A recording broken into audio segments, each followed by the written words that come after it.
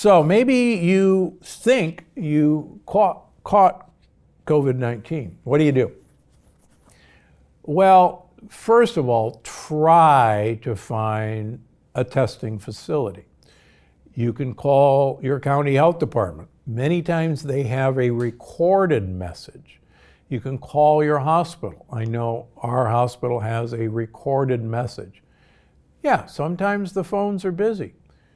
Last resort, call your doctor's office. Quite frankly, right now, the last thing my office needs to hear from you is, I'm coming over and I want to get tested because I think I have the coronavirus.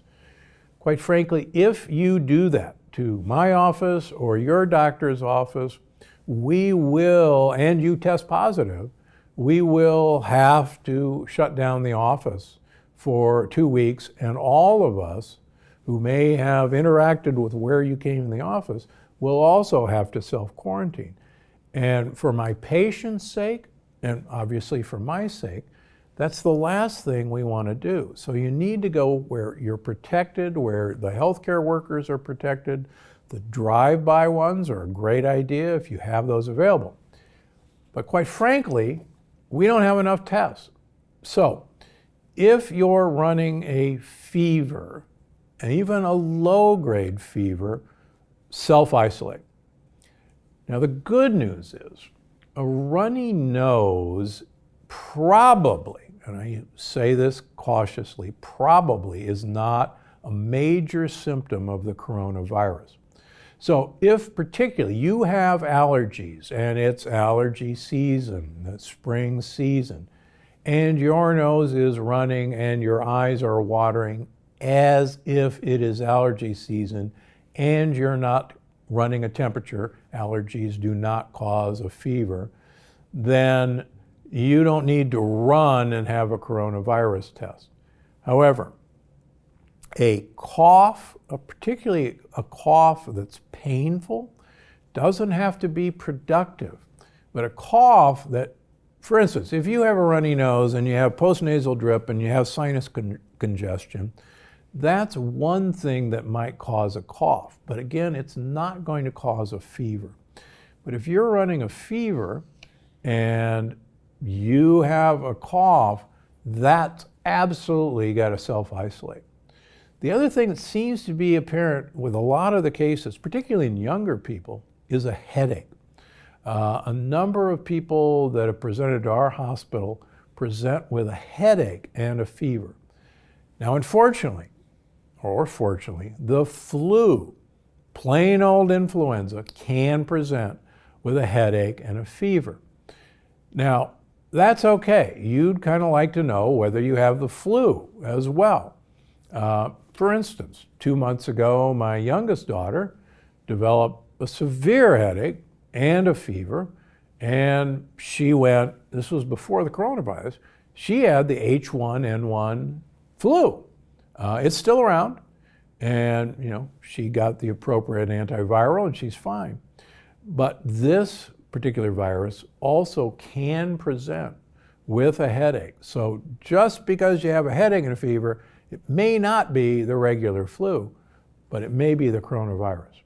And again, the reason that's different is that this particular bug is so much more infective than the common flu. And that's why we got to be so careful. So if you think you have any of these things, just stay in place. Don't go out.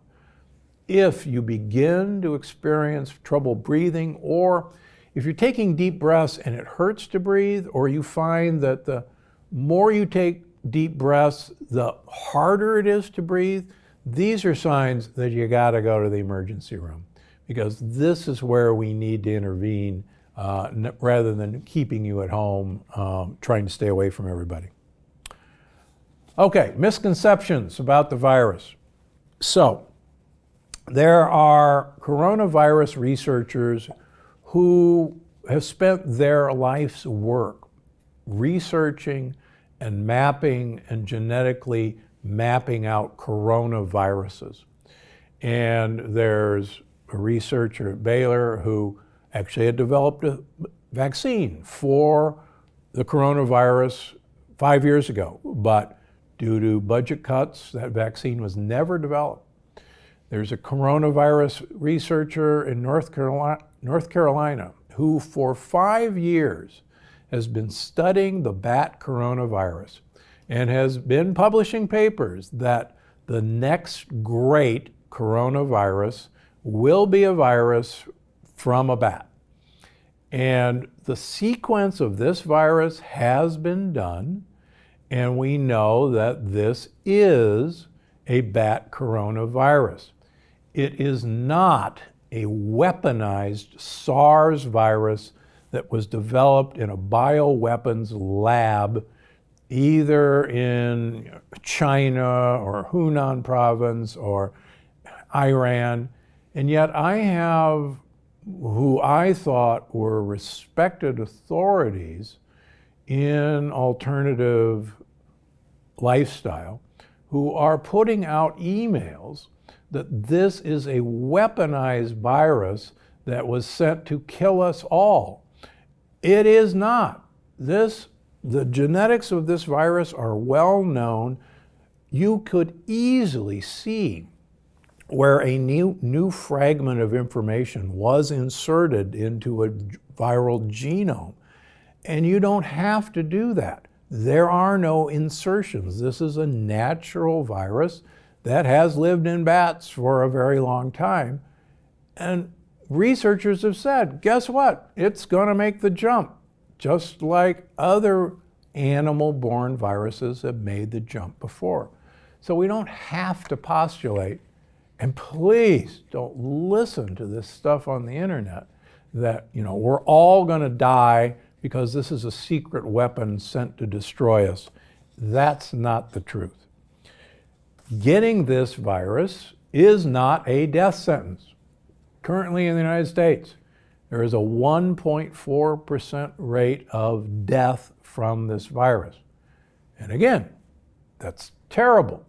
But if you're an optimist, that's a 98.5% chance of not dying from this virus. So it is not a death sentence. Now, the other one I hear all the time, well, you'll know if you have the coronavirus. Here's the problem. So many people have very few, if any, symptoms, or they think that their symptoms is, well, it's an allergy, or it's a cold, and I don't do anything about the cold, and I don't do anything about allergies, and I don't have to pay attention now. And that's why before we were social distancing, this thing started to take off, because it's so easy to be not very ill and still give this virus to friends and family and coworkers. And that's the problem. I think I've already mentioned this. This is not just like getting the flu.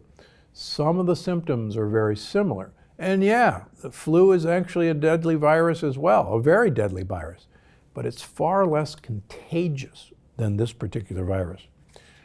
Now, there's another myth that we're hoping may have some validity, and that is viruses in general follow a seasonal course. In general, the flu virus is a cold weather virus. It's also a less sunlight virus, and many of us who research vitamin D agree that one of the reasons seasonal viruses happen is that our vitamin D levels invariably fall during the winter. And in the summer, when our vitamin D levels rise from sun exposure, the viruses are defeated by that higher level of vitamin D. It could be that this virus will follow that seasonal pattern. What's interesting is that right now, you may have noticed that the southern hemisphere, Africa, Australia, has been fairly immune to large amounts of this virus. But now that's because the southern hemisphere, it has been actually summer. And now they're entering their fall, and we are beginning to see an uptick. in Australia and in Africa, where previously there had been very little. If that's the case, then this may in fact be a seasonal virus, and that as sunlight and as warm weather comes out, there will be a natural decline in this virus. But that's no guarantee at all. Remember, this is a new virus, and anybody who's caught a summer cold knows that the cold virus isn't necessarily a seasonal virus. You can get a cold in the summer. Now, the third thing that still worries me, and there's actually some good news this week. As I mentioned earlier, the cold virus mutates rapidly, and that's why there's no good vaccine. If this coronavirus follows the pattern of the common cold, it could mutate rapidly. And if that's the case, everyone who develops immunity to this coronavirus may not be immune to the next coronavirus. It looks like, and this is actually fairly new data this week, that so far, because this virus has now been followed for about 4 months, this virus has not mutated. So that the coronavirus that started, being tracked in China in December is still the same coronavirus that is infecting us. It has not mutated. If that's the case, if this is a slowly mutating virus, then a vaccine can hopefully be developed, but there's a proviso. Remember, we have a vaccine against flu, but because that flu virus mutates annually, the vaccine that we often have to this year's flu virus will not be very effective next year. And we always have to play catch up to figure out what that mutation is and make a vaccine against that. So long story short, we may not be able to come out of hiding for Easter, even though all of us obviously would love to do that. It may be that there are certain areas of the country that will be able to come out sooner than other areas. There are hopeful signs right now in China that they can come back to work. But the scary thing out of China, just in today, is that there may now be a new uptick in cases as they're coming back to work. We just don't know. We don't know how this will work out.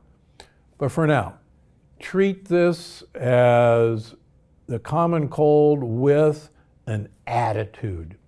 And the more you realize how infective this is, the more you realize that most of us will not get sick, but will do okay.